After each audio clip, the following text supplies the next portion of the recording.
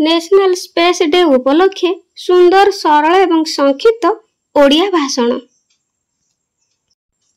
सम्माननीय सभापति महोदय, पूज्य गुरुजी और गुरुमा वृंद, मंचासीन विचारक मंडली एवं मोर सान बड़ भाई और भौणी माने तथा मोर सहपाठी और सहपाठिनी गण, आज हेउछि अगस्ट मास 23 तारिख।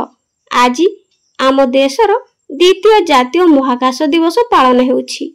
एही गौरवमय दिवस रे मते किछि कहिबाकू सुजोग मिलिथिबारु मो निजको धन्य मने करूछि।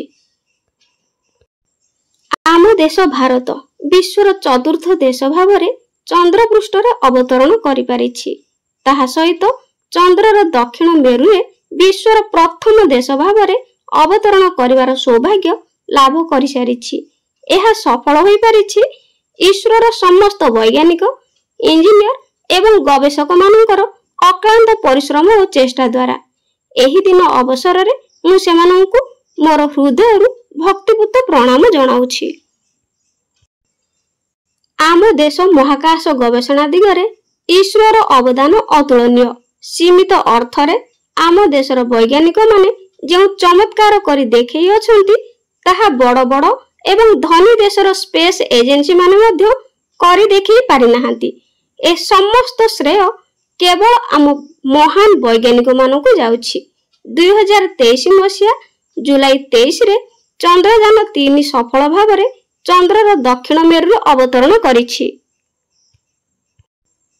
भारतर एही गौरवमय इतिहास को मने रखिबा पई आम देशर प्रिय प्रधानमंत्री अगस्ट 23 तारिख को नेशनल स्पेस डे भावरे घोषणा करिसंती। एहा पूर्वरु चंद्रयान 2 2019 मसिया जुलाई मास 22 तारिख रे चंद्रयान 1 लॉन्च होइथिला। 1975 मसिया रे भारत तार प्रथम उपग्रह आर्यभट्ट लॉन्च करिथिला। सेही गौरवमय दिन ठारू भारत गवेषणा क्षेत्र रे विजय यात्रा रचिबारे लागिछि।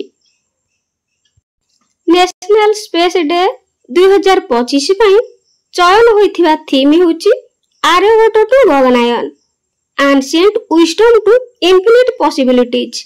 आज एही वीरत्वर गाथा को उचित सम्मान प्रदर्शन करने सहित ईश्वर निकटरे आम भारतीय वैज्ञानिक मानकर स्पेस रिसर्च दिगरे आहुरी अधिक उन्नति आशा रखी गर्वर सहित कहिबि कि विज्ञानर जय हो।